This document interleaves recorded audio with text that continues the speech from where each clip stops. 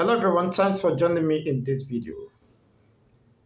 An Igbo woman have sent a very strong message to the Yoruba brothers as she described them, reminding them of rejoicing in the pains of the Igbos.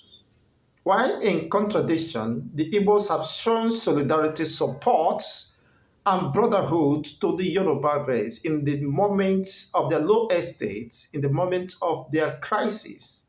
Igbos have rallied round, giving them both moral, emotional support, and every other support, just as Mazen Nnamdi Kanu is interested in justice for all. When Oshibanjo was similarly persecuted under Buhari's administration, Mazen Nnamdi Kanu rallied round and supported him that a Southerner should not be cowed when Sunday Igboho and the rest of them, when Obasanjo was to contest, it was rallied round, have shown solidarity, even while referring back to history, when Awolowo was jailed for life. Ojukwu was the one who released him, who set him free, despite the betrayal of Awolowo, which is before the public. He turned back and stabbed the same people who supported him in his moment of ordeal or trial. But sadly, at the internet today in Space Handle, and you see Yorubas drumming support against the injustice, the ruling against Mazen Nnamdi Kanu. It is rather unfortunate. Let me leave you with what this woman has to say, expressing and pouring out his mind to the public. And as you're watching us, kindly like, share, and subscribe to this channel. Turn on the notification buttons, comment. I want to get your own reaction in this video as you are watching it. Comment, tell us what is in your mind, whether you are Yoruba, whether you are Igbo, any other tribe, Hausa, and the rest of them.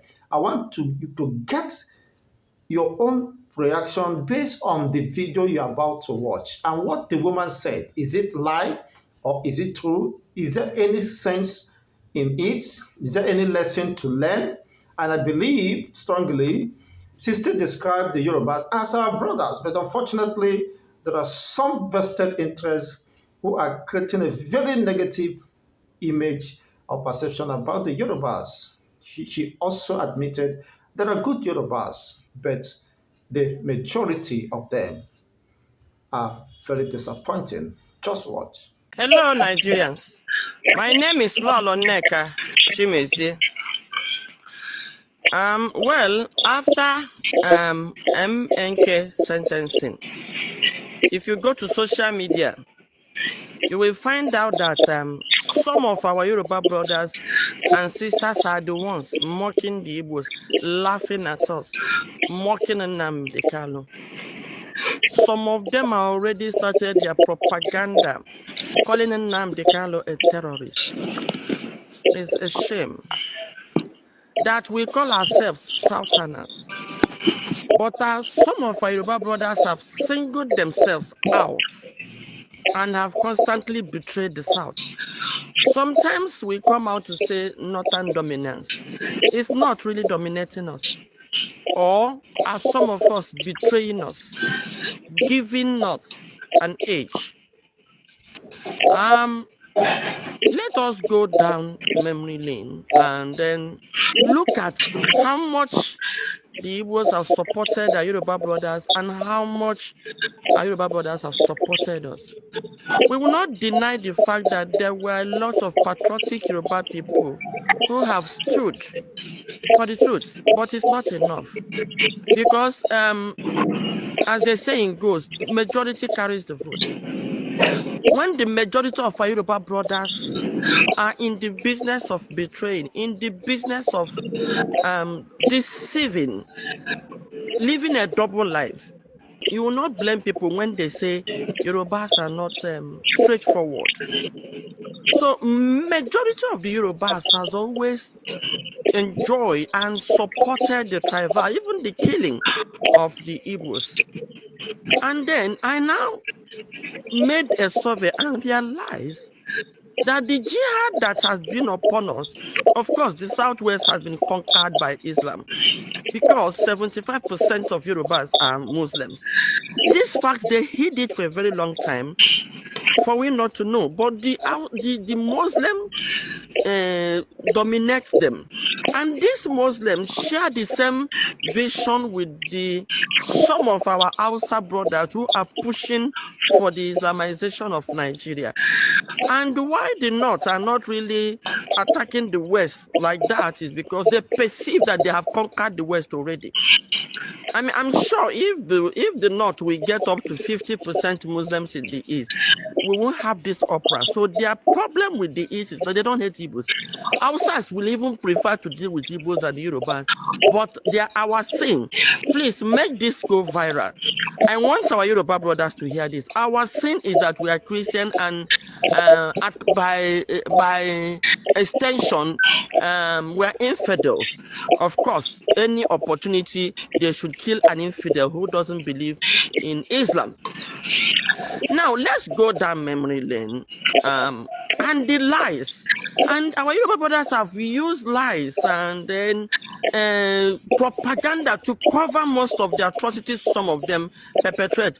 For instance, Awolowo rebelled against a sitting government and he was sentenced for treason.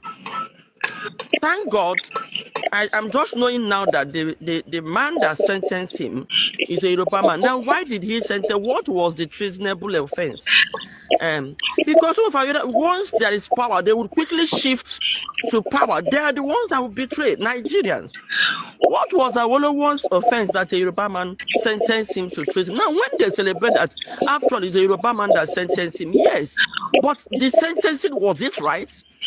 Or is it a repetition of what we are seeing today, that when people rise to demand for their fundamental rights, they are labeled treason, and then they will be jailed? I think maybe that is what happened. The fact that a Yoruba man jailed Awolowo, the question we should be asking, is it right? Just like a Yoruba man has also jailed Nnamdi Kanu today. The question is it proper? A Yoruba woman is in charge of the judiciary. Look at the mess the judiciary is at today. Tomorrow, after that, they will tell us that she inherited it. Now, when Awolowo went to prison, Yorubas go, because I'm sure the Igbos have no business getting involved in any coup. They were all over the place. Zik was the president, even though ceremonial president, but he's the president. Aguiyi was the chief of staff, and Igbos were everywhere. So Igbos have no interest in that coup. So when we now had that coup, because Igbos felt that there was an injustice melted out at Awolowo, so that was why they engaged. Igbos will always push for what is just. And Yorubas, in their usual way, knowing fully well that the thing might even, backfire, they pushed an Igbo man to be the leader of that coup. After the coup, it failed, and they were arrested. How did the coup all of a sudden turn to Igbo coup? Naturally, because the Yorubas were not killed. How? Are they not Southerners? Because every other Southerner, from Edo State to Bayelsa to Delta to all the Southeasterners and Midwest were all killed. How did Hausas know that this is Yoruba? How come Yorubas were not killed? Even I heard that some Igbos were also killed in Lagos. So the same betrayal. The moment they see that there is trouble, they align. So the cowardice of the Yorubas is affecting the Igbos. And the betrayals and the betrayals of the Yorubas is affecting us too. So the Yorubas turned around to go and align, just like they're aligning now with the Hausas to term it an Igbo queue, and 30,000 Igbos died.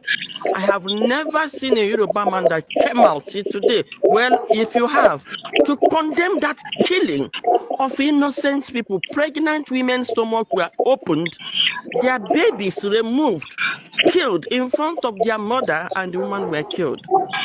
Some of the southeasterners and middle belters' ears were cut off, given to them to chew alive. And after chewing it, you can imagine you chewing your ear. After chewing it, they were unalived. And then some eyes, oh God, their eyes were gathered. It is good we start bringing this thing out. And the Igbos go and start looking for the histories and start bringing it out. Their eyes were gagged out and given to them to chew alive. And after chewing it, they were killed. Because of some of our Yoruba brothers that are here talking nonsense. We have endured because of your betrayals. And you will rejoice at this. So after killing 30,000 people, Nigerians felt it's not enough for anybody to demand that this country be divided. And that genocide is a continuation of jihad. Why did our Yoruba brothers support it? Because there were Muslims among them who knew what was happening. Because they have been conquered, they also want them to conquer the Igbos. So they are supporting them to conquer the Igbos so that it won't look as if they were weak. Yeah, you were weak. That's why you were conquered. And you don't need to. Our forefathers defended us. They fought you and take over your Kwara. Betrayers. Afonja betrayed the Yorubas. It's not Igbos. Now, after that, Ojukwu was the one that released Awolowo from Enugu prison. Awolowo came out of Enugu prison and they agree, oh, let us do regional government. I think we are better Nigeria, but let's do regional government because of our differences in belief, religion, tradition. Awolowo agreed. What did he do? He came back and felt that if we join ourselves, who of course Britain is pushing to go to war against the Igbos, they know they did not even conquer. And with Igbos at the helm of affairs, all this undue advantage they are taking against our wealth, they wouldn't. So Britain was actually pushing for that war.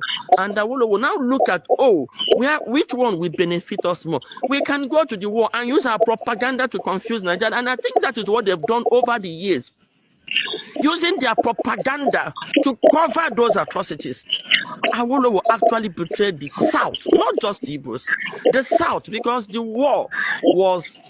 The South is the deputy of Ojukwu is a Calabar man. The Minister of Information, Okokondem, is a Calabar man. They got involved. It's a war between the Southeasterners and Nigeria. Middle belt, Edo, later, of course. They started dividing the middle belt had to, of course, withdraw to save their head. And when the Asaba people wanted to join there, because in middle belt is a Delta state and Edo state, and some, of course, Warri, Delta and Edo state were the middle belt. So in order to save their head, they forgot that their son is the one that actually led the queue. And then he is an Igbo man. So from Edo down to an Hausa man, if an Hausa man tells you that a Cross River man is not an Igbo man, he just wants to divide us. When it comes to the real thing, we are all Igbos. So he went into war because he thought they would finish them up, and that is what Awolowo wanted because of his rift with Zik. He cannot win Zik, so he have to, because he said all is fair. So what the life you see the Yorubas living and what they do now is what Awolowo thought them, all is fair, no matter anyhow, lie, kill, destroy, use propaganda and cover it, all is fair. That is his language. And meanwhile, the Yorubas that are accusing the Igbos, some of them that are accusing the Igbos of trying to divide Nigeria, Awolowo never believed in Nigeria. He said Nigeria is a geographical expression. And if you look at Awolowo, every time he will raise his two fingers, that means two countries in one. So Awolowo did not really believe in Nigeria, but he felt the Yorubas can use Nigeria to build their own economy, and that is what our present president is doing now, using Nigeria, taking advantage of what is happening now to build the Southwest. In continuation of what I'm saying, he went into war, and when they saw they're not going to win the war, Awolowo started bringing out ideas, even if it means going rough, even if it means using war crime, which they did. They were bombing churches, they were bombing markets, and that is what they did in the East. Markets were attacked by the military in the East right now. And Kototo is popular. Let the military come and arrest me, come and refute it. Now, he now said all is fair in war, a Yoruba man, and they use hunger. Did Awolowo know that children would be affected? Yes, he knew. But he was so desperate that the shame would be too much for Nigerians to bear that they did not win Biafra. So he went all out. And then after the war, of course, you know the rest of this, he gave us two children. Now it was forgave, and we picked out the pieces of our lives. Come June 12, 1993, when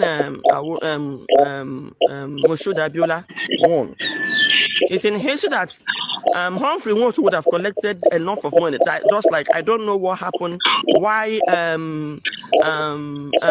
Justice James Omotosho should give this kind of verdict, but Humphrey Woods would have collected money, but he went ahead and announced the result. Now it broke my heart when somebody moved that at least Humphrey Woods should be remembered. At least if he had not announced that result, there wouldn't have been Moshood Abiola or June 12 or whatever. Somebody stood up to say that he did not announce the results. That is how far they can go. So how did Abiola now win if Humphrey Woods did not announce? I'm calling out our Yoruba brothers to tell you the things you have done to us, that is not good. Now, after Abiola died, Igbos did not mock you the way you are mocking us now. Even when Abiola declared himself a president, when a president is on seat, which is treason, which is by death, Igbos supported you. We never mocked you. We never come out to tell lies, to carry propaganda. The killing in the Southwest then, remember Abiola race, Lagos was hot. We thought there is war. You went gaga. Your youth went on the street, burning everywhere. We did not condemn you. We would have gone and aligned with the North and condemn you.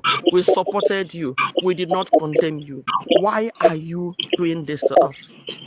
Why are you mocking us at our lowest time? Why our Yoruba brothers, some of our Yoruba brothers, what joy do you derive? We give you support. We chew and blow in your heart, and you chew and pour in our eyes. You've been biting us in our head, and you are not fearing the brain. When we will bite you in your buttock, we will not fear shit. Enough of it. Go to Twitter, go to everywhere, and the argument, they will lie, bring out argument, propaganda. My question is why? Fast forward, 1999. Ekweme would have won the Hausas, but the Igbos rallied around and said, there is an injustice on our brothers. Let us give it to Obasanjo. Today, you are calling us fools. Because if the Hausa and Yorubas were clearly at war then, but Igbos rallied around and supported you. When it is time to support us, you said it's your turn, I mean local. You betrayed us, you stabbed us. Fast forward, during Obasanjo's tenure, Igbos were everywhere.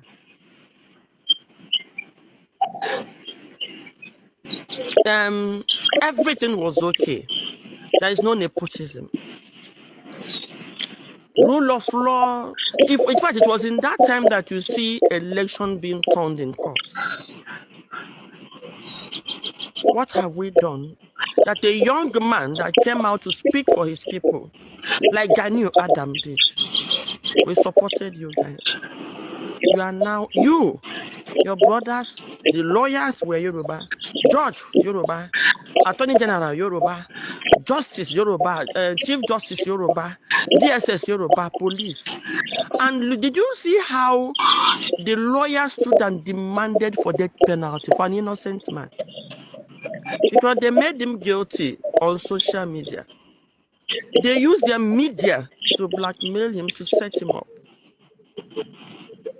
We are sick and tired of your inferiority complex over Igbo people. Please, this message must get to our Yoruba brothers. In our pain, you rejoice. But in your pain, we cry with you. Why do you derive joy in this? I've seen all your caricatures on social media. You plan to go into business. We were the ones that taught you business. We were the ones that taught you how to build, how to save money. Otherwise, before you use you are called all one day, you use all your money, you waste your money on clothing and parties. We taught you how to go into business. Now you want to come into business, you want to destroy ours before you start. You plan with the house. We had the conversation of Shetima, our vice president, and Ibikunla Musu, where they planned what you are doing in Lagos now. And you think it will work. Now, in all of this, it may seem that you are succeeding, but there is God who have continued to disappoint your forefathers who started this. So long as God lives in heaven, if as I look up today, God lives in heaven and he sees us, the shame you will carry this time will be worse than Awolowo carried. And you know my joy. In the whole of the plan of Awolowo, he died with shame. He carried shame. Southwest, even with 2 naira. See, today you are still crying. Now, it is state that makes people wealthy. Lagos is yours. You forgot that Zik brought capital of Nigeria to Lagos, and we should all enjoy. You have carried several propagandas. You said Igbo said Lagos is a no man's land. While you knew who made that, in the inaugural speech of Jakonde, he said Lagos is the land for all, a no man's land. You know, when it's time to work, your boss will allow you. Oh, let's come together. Once you finish working and it is time to reap, they will now start using propaganda. Very greedy set of people. Some of them very greedy. And unfortunately, those greedy bad ones are more than the good ones. That's why we are suffering what we are suffering today. That's why we're suffering what we're suffering today.